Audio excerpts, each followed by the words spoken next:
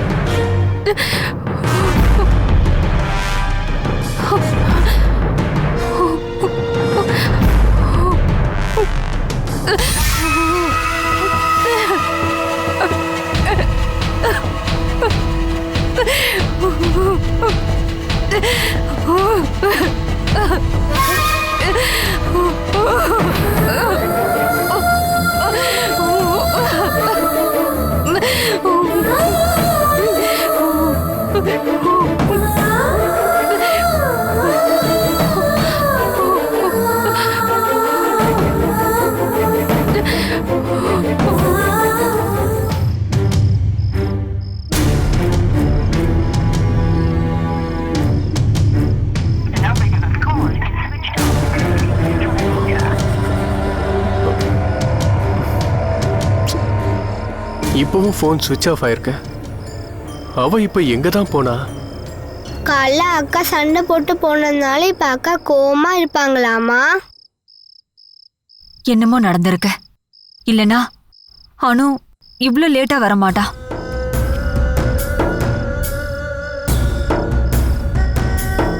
சாமி madam number இருக்குல்ல உங்ககிட்ட, அதுக்கு ஃபோன் பண்ணி கேளு. நான் ஃபோன் பண்ணேன், அவங்க ஃபோன் எடுக்கல. ஆலிஸ் ஆண்டியை பார்க்க போயிருப்பாங்களோ? அவங்களுக்கும் நான் ஃபோன் பண்ணேன், அங்க அவ போகலையா. அக்கா அவங்கள பயமுறுத்துறதுக்காக வேணுமேன்னு இப்படி பண்றாங்க. இன்னும் கொஞ்ச நேரத்துல வந்துடுவாங்க.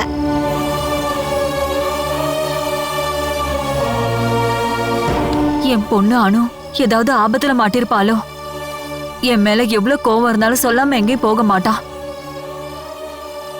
தினமும் என் பொண்ணு சரியான நேரத்துக்கு வந்துருவா. ஏதோ ஒரு பிரச்சனை நடந்திருக்க. சாமி மரத்துல போய் பார்த்தா என்ன? அனு ட்ரீட்மெண்டோட கடைசி கட்டத்துல இருக்கா.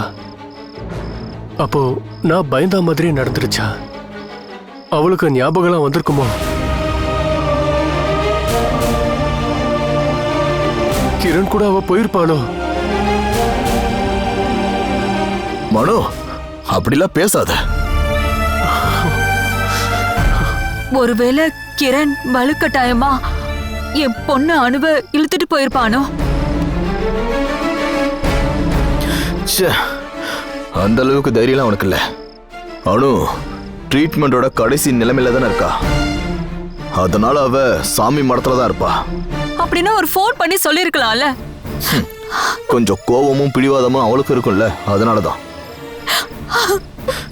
ஏய், நீ அழாம இரு. நாம சாமி மரத்துக்கு ஃபோன் பண்ணி பார்ப்போம்.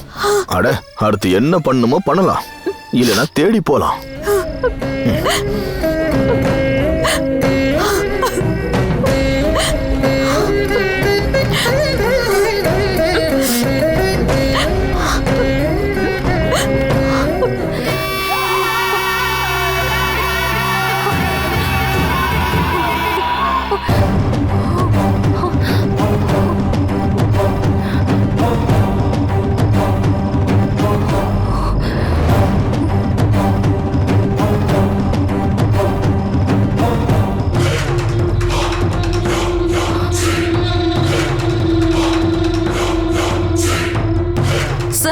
எனக்கு உங்களோட ஃபோன் கொஞ்சம் தரீங்களா ப்ளீஸ் சார்?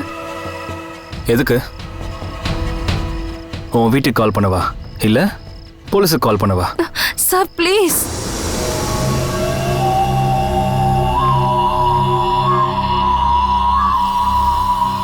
யாருக்கா இருந்தாலும் சரி, இப்போ உனக்கு ஃபோன் கிடையாது.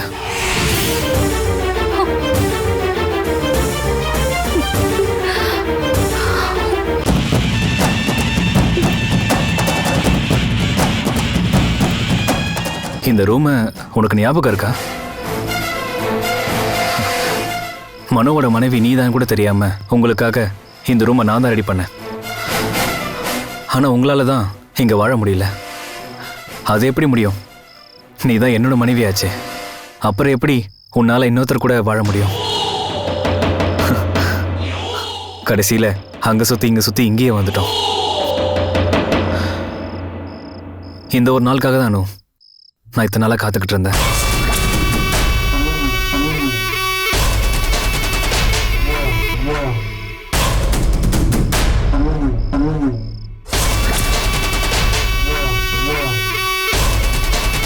நிஜமாவே நான் சொன்னதெல்லாம் நீ நம்பிட்ட. நான் தான் உன்னோட புருஷன்னு உனக்கு தெரிஞ்சிருச்சானு. ஆனா அந்த மனு, நீ அழுகிறது எல்லாமே அவனை நினைச்சு தானே? எனக்கு புரியுது.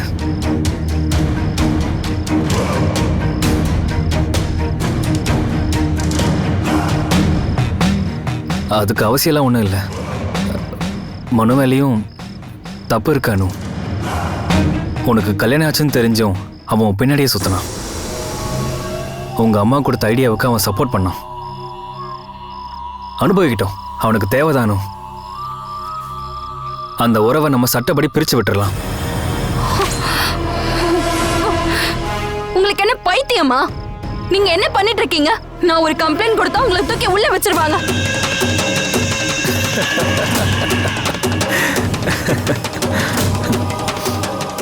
நீ என்கிட்ட வர்றதுக்காக என்ன தூக்கில போட்டாலும் பரவாயில்ல. நான் சொன்னது எதையும் நீ நம்பவே இல்லைல்ல? உனக்கு நம்பிக்கை வர வரைக்கும் நான் சொல்லிட்டே இருப்பேன். வேற என்ன பண்ண முடியும்?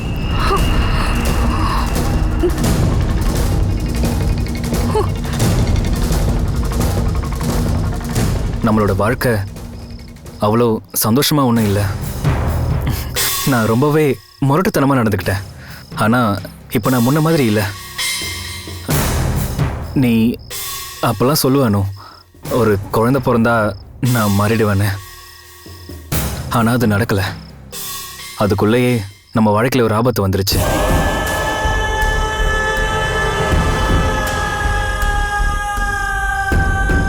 இன்னமும் லேட் பண்ண வேண்டாம்.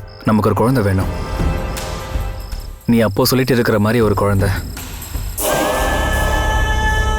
நம்ம லைஃப் சந்தோஷமா மாற உனக்கு ஒரு குழந்தை வேணும். நம்ம வாழ்க்கையே மாறும்.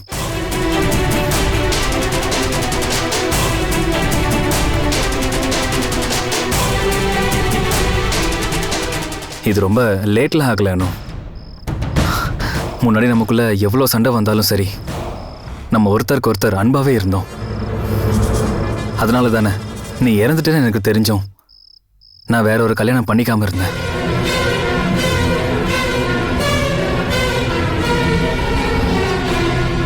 உன்னோட இடத்துல என்னால வேற ஒரு பொண்ணை வச்சு பார்க்க முடியாது.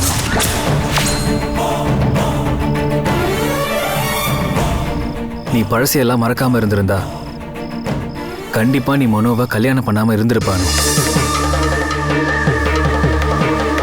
உனக்கு என் மேல அந்த அளவுக்கு பாசம் இருந்திருக்கானு. நம்ம காதலிச்சுதான் கல்யாணம் பண்ணோம். ஆனா நீ அது எல்லாமே மறந்துட்டல்ல. இப்படி இருந்தாலும் இது எல்லாத்தையும் தாங்கிக்கிட்டும் என் பொண்ணு அவன் கூடவே இருந்தாம்மா. 6 மாசத்துக்கு முன்னாடி என் பொண்ணை கொண்டு வந்து என் வீட்டில் விட்டுட்டு அவன் போனான். அதுக்கு அப்புறமா அவன் ஃபோன் பண்றதும் இல்லை, வீட்டுக்கும் அவன் வர்றதில்லை.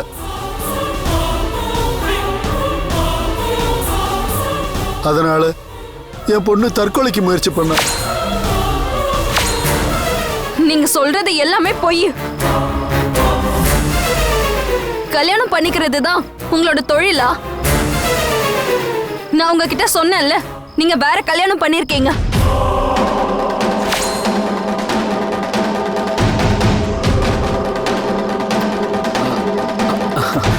ஓ அதுவா? நீ சாமி மடத்துல வச்சு என்ன கேட்டப்போ நான் சொன்னனே அதுவா? ஆமா, நான் கல்யாணம் பண்ணியிருந்தேன். அது நிஜம்தான். உன் ஞாபகம் திரும்பி வந்தா என் மனைவி நான் காட்டுறேன்னு சொல்லியிருந்தேன். அதை ஒன்னதான் நான் சொன்னேனோ. போய் சொல்லாதீங்க. நீங்க வேற ஒருத்திய கல்யாணம் பண்ணிருக்கீங்க. அவளோட அப்பா உங்களை தேடி சாமி மடத்துக்கு வந்தாரு. அவர் என் கூட பேசினாரு. யார் வந்தா? எனக்கு ஒன்றும் தெரியாது. தெரியும், நடிக்கிறீங்க நீங்க. அந்த பொண்ணை விட்டுட்டு ஓடிட்டீங்க. இப்போ என்ன வந்து பிடிச்சிருக்கீங்க. இப்போ என்ன மனைவின்னு சொல்லி இங்க கூட்டிட்டு வந்திருக்கீங்க. அனு, உன்கிட்ட யாரோ போய் சொல்லியிருக்காங்க. நான் கல்யாணம் பண்ணது உன்னை மட்டும்தான். எனக்கு முன்னாடியே சந்தேகம் இருந்தது நீங்க என்ன காதலிக்கிறீங்கன்னு. அது இந்த அளவுக்கு போகும்னு இப்பதான் எனக்கு புரியுது. அனு அனு ப்ளீஸ். நீங்க ஒரு நல்ல மனுஷன் இல்லைன்னு இப்ப எனக்கு புரிஞ்சிருச்சு.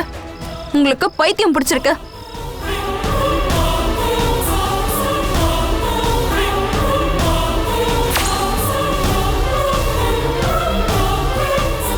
நேத்திக்கு ஒருத்தி, இன்னைக்கு நான், நாளைக்கு இன்னொருத்தி உங்க கூட இருப்பா. இந்த வேலை எல்லாம் என்கிட்ட நடக்காது.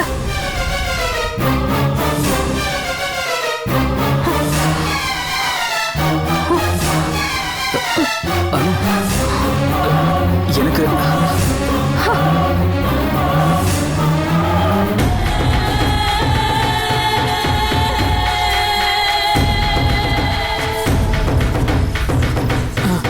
இங்க பாரு, அவளோட விருப்பம் இல்லாம கூட்டிட்டு வந்திருக்கான். போலீஸ் வருவாங்களா இங்க? என்ன பயமுடுத்தாதீங்கம்மா. அவங்க வீட்ல எதுவுமே சொல்லலன்னு தோணுது. அவங்க அவளை தேட மாட்டாங்களா? தேடட்டும், அதனால நமக்கு என்ன? அனு இல்ல நம்ம பிரச்சனை, கிரண். பாவம் கிரண் இல்ல. ரொம்ப வருஷத்துக்கு அப்புறம் இழந்த மனைவி திரும்ப கிடைச்சிருக்கா. அவ அவனை ஏத்துக்கவும் மாட்டேங்கிறா. கடைசியில நீங்க அவன் மேல பரிதாபப்படுறீங்களா என்ன? இல்லம்மா, கொஞ்ச நாளைக்கு மட்டும்தானே அவன் இந்த மாதிரி நிலைமையில இருப்பான். அப்புறம் அவன் பைத்தியம் பிடிச்சு சுத்துவான்ல. அது வரைக்கும் அவன் கொஞ்ச நாளாவது அவன் அந்த பொண்ணு கூட சந்தோஷமா இருக்கட்டும்னு நினைச்சேன். ஐயோ அம்மா, சந்தோஷமாலாம் வாழ முடியாது. அந்த மருந்து சாப்பிட ஆரம்பிச்ச உடனே அவனோட கேரக்டர்லாம் மாறிடும். அளவுக்கு அதிகமா கோவம், சந்தேகம் இது எல்லாமே முதல்ல வரும். பழைய மாதிரியே திரும்பவும் அப்படி நடந்துப்பான். முன்னாடி அவன் அணுவை கஷ்டப்படுத்துறதுக்கு எல்லையே கிடையாதுமா. இது அதுன்னு எதை தொட்டாலும் கோவப்பட்டுக்கிட்டே இருப்பான். அவன் கொடூரமா அவளை அடிப்பான். சும்மாவா கிரண் இறந்துட்டான்னு சொல்லி அவங்க அம்மா அவளை வேற ஒருத்தருக்கு கல்யாணம் பண்ணி கொடுத்தது. கடைசியில அவன் நம்மளையும் அடிப்பானாமா? கவலைப்படாதீங்கம்மா, எல்லாத்தையும் புரிஞ்சுக்கிட்டு அவன் கிட்ட பாசமா நடந்தா போதும்.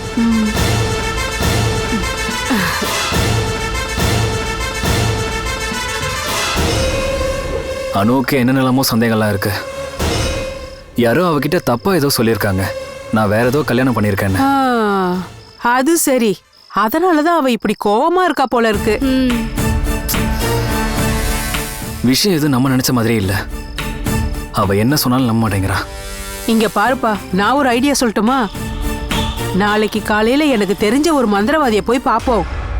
ஒரு வசியம் பண்ண தாயத்தை வாங்கி நீ உன் இடுப்புல கட்டிக்கோ. அப்புறம் அவ உன்னை விட்டு போகவே மாட்டா. அதுக்கப்புறம் இந்த கோவம், பிடிவாதம் எல்லாம் போயிடும். இல்ல இல்ல உனக்கு பிடிக்கலன்னா வேண்டாம். நம்ம இந்த தாயத்தை கொரியர்ல வர வைக்கலாம். என்ன தாயத்தை வாங்குறதா? வெளியே வாங்குங்க, உங்க மண்டையில போடுறதுக்கு. என்னம்மா இது? அவனுக்கு அது மேல எல்லாம் நம்பிக்கை இல்லைன்னு தெரியாதா? எனக்கு எந்த தாயத்தும் தேவையில்லை. என்னோட அன்பை வச்சே நான் அவளுக்கு புரிய வைப்பேன். என்ன கொஞ்சம் டைம் எடுக்கும், அவ்வளவுதான். அது வரைக்கும் நீங்க 2 பேரும் தான் அவளை பாத்துக்கணும். எந்த காரணத்துக்காகவும் அவ இங்கிருந்து வெளியே போக கூடாது. இல்ல கிரண், நான் பாத்துக்கிறேன். எந்த காரணத்துக்காகவும் அவ இங்க இருந்து வெளியில போக மாட்டா. சரி. இங்க பாரு, கோழி முட்டையில மந்திரம் பண்ணி வீட்டு வாசல்ல புதைச்சா போதும். அனு இங்க இருந்து எங்கேயும் போக மாட்டா. அது தெரியுமா? ஐயோ அம்மா,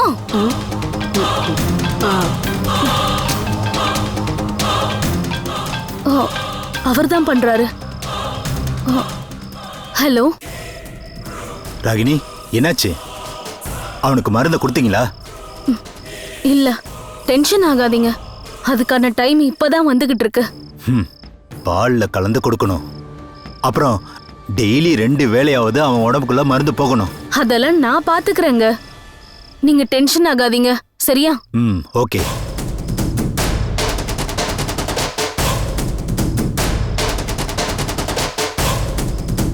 அவர் எனக்கு மருந்து எப்படி கொடுக்கணும்னு சொல்லி கொடுக்கறாரு. உன் கையில இருக்க மொத்த மருந்துமே கிரணுக்கு தேவைப்படாது. மீதி இருக்கிறது அவனுக்கு கொடுத்தா என்ன? கிரண் கூடிய அவனையும் கொன்னுட்டா நம்ம சொத்துல பங்கு அவனுக்கு கொடுக்க வேண்டியது இல்லைல்ல? ஆ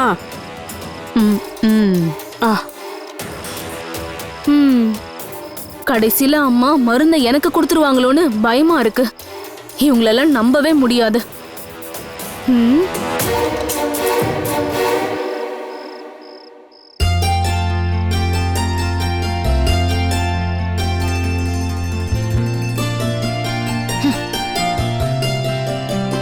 இங்க பாரு, எனக்கு வந்து உதவி பண்ணு.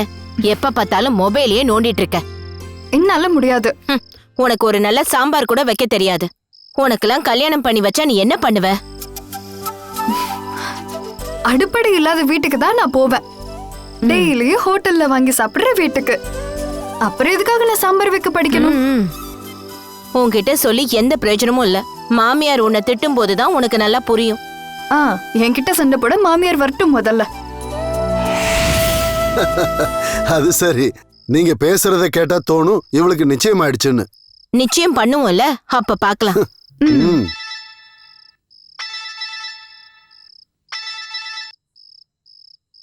ஹலோ, நான் தான் கிரண் பேசுறேன்.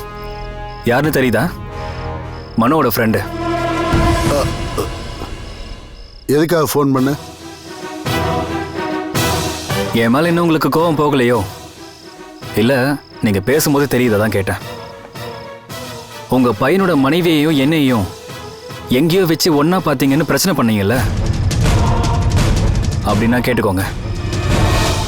அன்னைக்கு உங்களோட பொண்ணு எங்க 2 பேரையும் எங்கேயோ பார்த்தேன்னு தானே சொன்னான். ஆனா இப்ப நாங்க ஒன்னாவே வாழ்ந்துட்டு இருக்கோம். டேய்,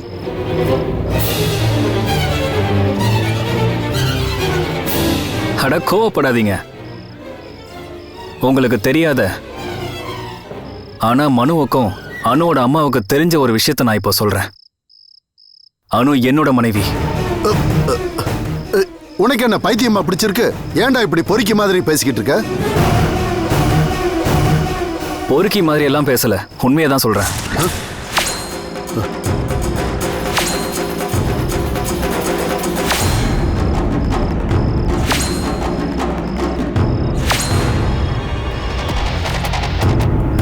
இப்போ உங்களுக்கு எல்லா விஷயமும் புரிஞ்சிருக்கும் இல்ல? அனு இப்போ என் கூட தான் இருக்கா.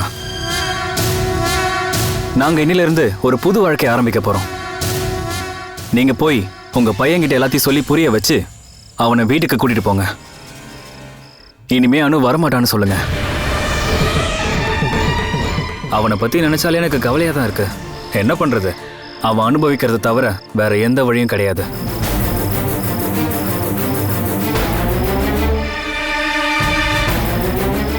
இதுல உங்களுக்கு பெரிய வருத்தம்லாம் இருக்காதுன்னு எனக்கு தெரியும். ஏன்னா உங்களுக்கு விருப்பமே இல்லாம நடந்த கல்யாணம் தானே இது, அனுவுக்கும் மனுவுக்கும். அதனால நீங்க அவனுக்கு சந்தோஷமா வேற ஒரு பொண்ணை பார்க்கலாம். கல்யாணம் பண்ணி வைங்க. அவன்கிட்ட அனுவை மறக்க சொல்லுங்க. அவன் மறந்துதான் ஆகணும்.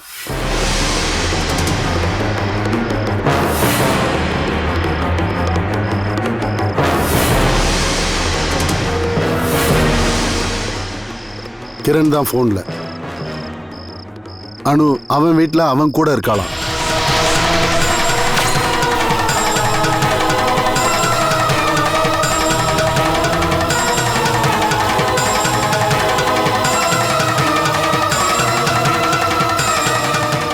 இப்ப என்ன சொல்றீங்க? நான் சொன்ன மாதிரியே நடந்துச்சு பாத்தீங்களா?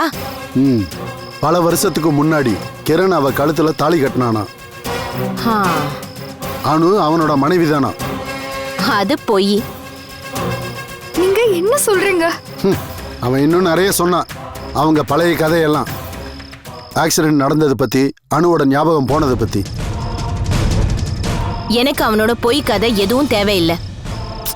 அதெல்லாம் அவங்க பொய் சொல்றாங்கப்பா. அவங்க 2 பேரும் காதலிச்சிட்டு இருந்ததுக்கு ஆதாரம் இருக்கு. அவங்க ஒன்னா வாழலாம்னு முடிவு பண்ணிருப்பாங்க. ஆமா, அவங்க ஒன்னா வாழ முடிவு பண்ணிட்டாங்கன்னு தான் அவன் சொல்றான். இனி அணுவை எதிர்பார்க்க வேண்டாம். உங்க பையன்கிட்ட விஷயத்த சொல்லி புரிய வச்சு அவனை வீட்டுக்கு கூட்டிட்டு போங்கன்னு சொல்லி எனக்கு அட்வைஸ் பண்றான். அதுக்கு நீங்க எதுக்கு கவலைப்படுறீங்க? அந்த தலைவலி எப்படியோ நம்ம பையன் தலையில இருந்து போயிடுச்சு. நான் ஆசைப்பட்டதும் நடந்துருச்சு. ஓ, இதுக்காக நான் எவ்வளவு சாமி கும்பிட்டேன்னு தெரியுமா? என் வேண்டுதல் நிறைவேறிடுச்சு. கடவுள் என் பையனை காப்பாத்திட்டாரு. அண்ணனுக்கு இதெல்லாம் தெரிஞ்சிருக்குமா? இங்க பாருங்க, நீங்க அவனுக்கு ஃபோன் பண்ணுங்க. இன்னும் அசிங்கத்தை தாங்கிட்டு எதுக்காக அங்க இருக்கான்னு கேளுங்க. கிளம்பி வர சொல்லுங்க அவன் கிட்ட. இனிமேதான் என்னோட டைம். மனோவுக்கும் சுப்ரியாவுக்கும் கல்யாணத்தை நான் ஒன்னா நடத்துவேன். அப்பா அம்மாவோட ஆசீர்வாதம் அவனுக்கு கிடைக்கல அவன் கல்யாணம் பண்ணும்போது. ஆமா, அவன் நம்ம கிட்ட சொல்லவே இல்லையே.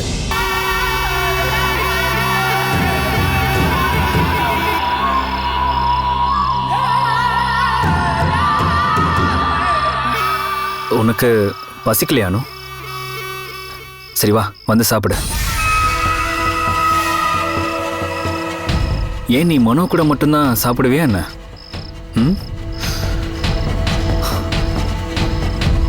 நல்ல மனைவிங்க எல்லாம் அப்படித்தான், புருஷங்க கூட மட்டும்தான் சாப்பிடுவாங்க. நீ முன்னாடி அப்படிதான் இருந்தானு. நீ சாப்பிட்றதே என் கூட மட்டும்தான். இன்னிலிருந்து மனுவெல்லாம் இல்லை. நீ அவனை மறக்கணும். இனிமே உனக்கு நான் மட்டும்தான். எந்த ஒரு புருஷனுக்கும் தான் மனைவி இன்னொருத்தன் கூட நெருக்கமா இருக்கிறது பிடிக்காது. ஆனா நீ இன்னொருத்தரை கல்யாணமே பண்ணிக்கிட்ட. இருந்தும் நான் அதை மன்னிச்சேன். ஏன் தெரியுமா? உன்னை அந்த அளவுக்கு பிடிக்கணும்.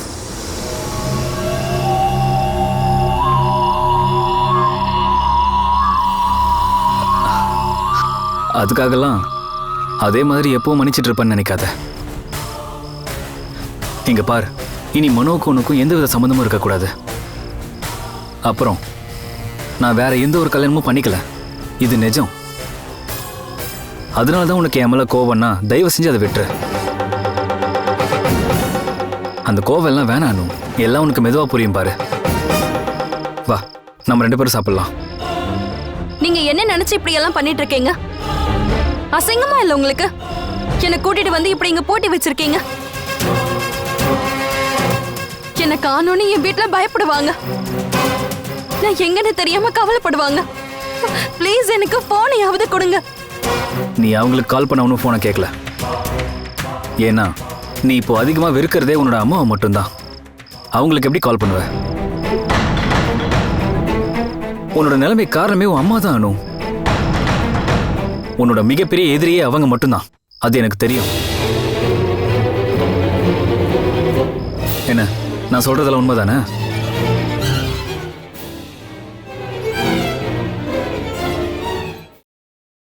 Catch us on TV, Tandivan.com, Facebook and YouTube.